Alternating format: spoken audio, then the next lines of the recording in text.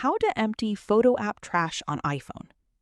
In this tutorial, I'll show you how to empty the photo app's trash and free up storage space. First, open the Photos app on your iPhone.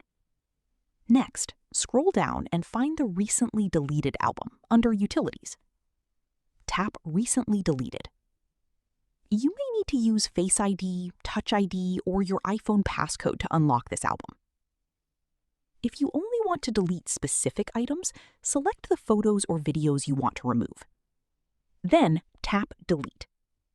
And tap on Delete from this iPhone. If you want to remove all the photos and videos at once, then tap Select in the top right corner. To delete everything at once, tap Delete All.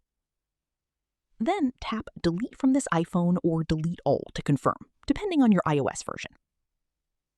This will permanently remove the photos and videos from your iPhone.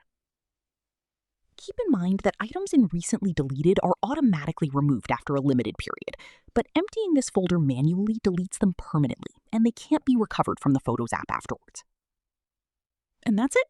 You've successfully emptied the Recently Deleted folder on your iPhone. Thanks for watching.